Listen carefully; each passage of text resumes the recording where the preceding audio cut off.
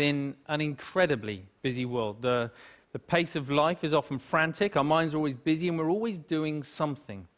So with that in mind, I'd like you just to take a moment to think, when did you last take any time to do nothing? Just 10 minutes, undisturbed. And when I say nothing, I do mean nothing. So that's no emailing, texting, no internet, no TV, no chatting, no eating, no reading. Not even sitting there reminiscing about the past or planning for the future. Simply doing nothing. I see a lot of very blank faces. My thinking is it's probably have to go a long way back. And this is an extraordinary thing, right? We're talking about our mind.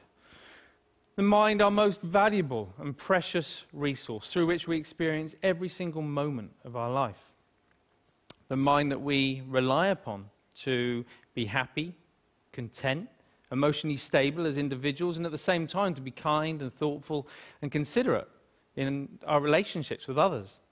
This is the same mind that we depend upon to be focused, creative, spontaneous, and to perform at our very best in everything that we do. And yet, we don't take any time out to look after it. In fact, we spend more time looking after our cars, our clothes, and our hair than we... Okay, maybe not our hair, but you see where I'm going. The result, of course, is that we get stressed. You know, the mind whizzes away like a washing machine going round and round, lots of difficult, confusing emotions. And we don't really kind of know how to deal with that. And the sad fact is that we are so distracted that we're no longer present in the world in which we live. We miss out on the things that are most important to us. And the crazy thing is that everybody just assumes, well, that's the way life is, so we just kind of got to get on with it. But that's really not how it has to be. So I was about 11 when I went along to my first meditation class. And trust me, it had all the stereotypes that you can imagine, the sitting cross-legged on the floor, the incense, the herbal tea, the vegetarians, the whole deal. But my mum was going, and I was intrigued, so I went along with her. I'd also seen a few kung fu movies, and secretly I kind of thought I might be able to learn how to fly, but I was very young at the time, you know. Now, as I was there, you know, I guess like a lot of people, I assumed that it was just an aspirin for the mind. You get stressed, you do some meditation. I hadn't really thought that it could be sort of preventative in nature. Until I was about sort of 20, when a number of things happened in my life in quite quick succession. Really serious things, which just flipped my life upside down. And all of a sudden, I was inundated with thoughts, inundated with difficult emotions that I didn't know how to cope with. Every time I sort of pushed one down, another one would just sort of pop back up again. It was a really very stressful time. I guess we all deal with stress in different ways. Some people will bury themselves in work, grateful for the distraction. Others will turn to their friends, their family, looking for support. Some people hit the bottle, start taking medication. My own way of dealing with it was to become a monk. So I quit my degree, I headed off to the Himalayas, I became a monk, and I started studying meditation. People often ask me, you know, what I learned from that time. Well, obviously it changed things, you know. Let's face it, becoming a celibate monk is going to change a number of things. But it was more than that. You know, it taught me, it gave me a greater appreciation and understanding for the present moment. By that, I mean not being lost in thought, not being distracted, not being overwhelmed by difficult emotions, but instead learning how to be in the here and now, how to be mindful, how to be present. I think the present moment is so underrated. It sounds so ordinary, and yet we spend so little time in the present moment that it's anything but ordinary. There was a research paper that came out of Harvard just recently that said, on average, our minds are lost in thought almost 47% of the time. 47%. At the same time, this sort of constant mind-wandering is also a direct cause of unhappiness. Now, we're not here for that long anyway, but to spend almost half of our life lost in thought and potentially quite unhappy, don't know, it kind of seems tragic, actually, especially when there's something we can do about it. When there's a positive, practical, achievable, scientifically proven technique which allows our mind to be more healthy, to be more mindful, and less distracted. And the beauty of it is that even though it kind of need only take about 10 minutes a day, it impacts our entire life. But we need to know how to do it. We need an exercise, we need a framework to learn how to be more mindful. That's essentially what meditation is.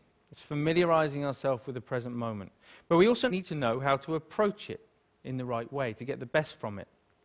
And that's what these are for, in case you've been wondering. Because most people assume that meditation is all about sort of stopping thoughts, getting rid of emotions, somehow controlling the mind. But actually it's quite different from that.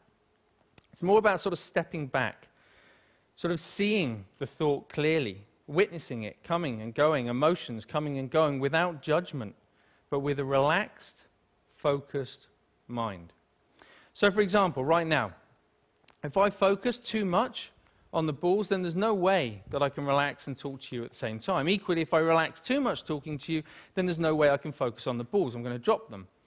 Now in life and in meditation, there'll be times when the focus becomes a little bit too intense and life starts to feel a bit like this. It's a very uncomfortable way to live life when we get this tight and stressed. At other times, we might take our foot off the gas a little bit too much, and things just become a little bit like this. And of course, in meditation, we can end up falling asleep. So we're looking for a balance of focused relaxation where we can allow thoughts to come and go without all the usual involvement. Now, what usually happens when we're learning to be mindful is that we get distracted by a thought. Let's say this is an anxious thought. So everything's going fine, and then we see the anxious thought, and it's like, oh, didn't realize I was worried about that. You go back to it, repeat it. Oh, I am worried. Oh, I really am worried. Wow, there's so much anxiety. And before we know it, right, we're anxious about feeling anxious. You know, this is crazy. We do this all the time, even on an everyday kind of level. If you think about the last time, I don't know, you had a wobbly tooth. You know it's wobbly, and you know that it hurts. But what do every 20, 30 seconds? I don't know. I don't know. It does hurt. And we reinforce the storyline, right? And we just keep telling ourselves. And we do it all the time. And it's only in learning to watch the mind in this way that we can start to let go of those storylines and patterns of mind. But when you sit down and you watch the mind in this way, you might see many different patterns. You might find a mind that's really sort of restless and the whole time.